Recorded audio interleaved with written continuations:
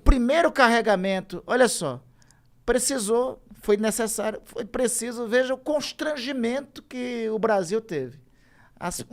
Algumas das primeiras quantidades de oxigênio que chegaram de Manaus foi da Venezuela. Porque o Brasil estava negligenciando. Ainda não tinha tentado e não tinha dado a prioridade devida. Não era nem a questão que tipo, não dava pra comprar. A questão é que só não compraram porque não se preocuparam que ia faltar.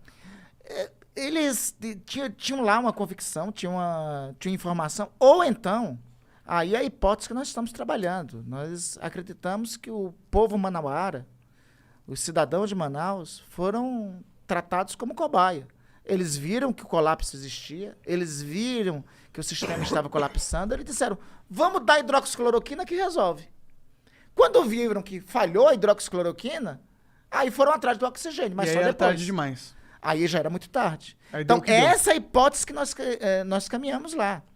E essa hipótese aí não é para denunciar criminalmente ao Ministério Público, não é para o impeachment somente, não. Isso aí é crime de lesa humanidade. Segundo o Estatuto de Roma, crime de lesa humanidade é julgado pelas leis do país, mas é julgado também pelo Tribunal Penal Internacional. Isso é algo que eu ficava pensando às vezes, assim, porra, imagina se o Bolsonaro, se ficar provado mesmo que o presidente fez merda na pandemia, porra, o mundo vai querer a cabeça dele. O que pode acontecer no fim da CPI lá? O que tu imagina? Igor, eu defendo que o relatório final da CPI tenha 3 grandes capítulos, que eu chamo de 3 tomos.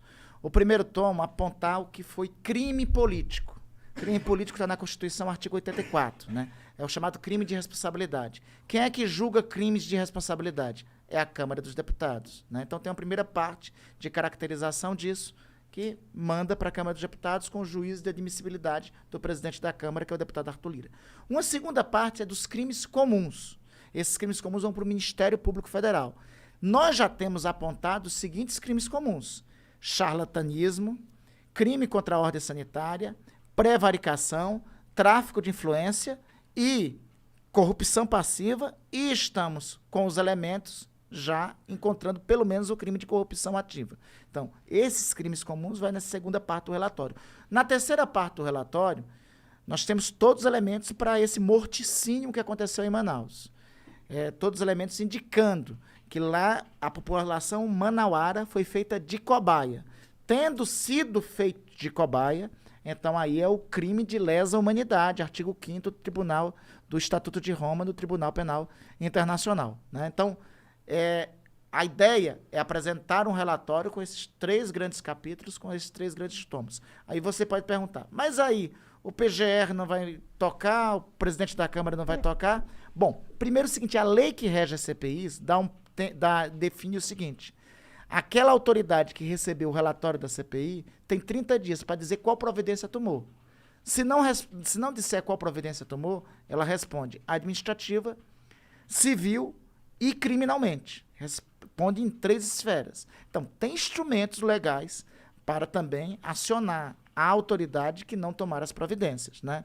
Segundo, vamos lá que não avance, por exemplo, os crimes de responsabilidade. Mas os crimes comuns, os agentes responsáveis pelos crimes comuns, serão perseguidos pelo menos pelos próximos 15 a 20 anos.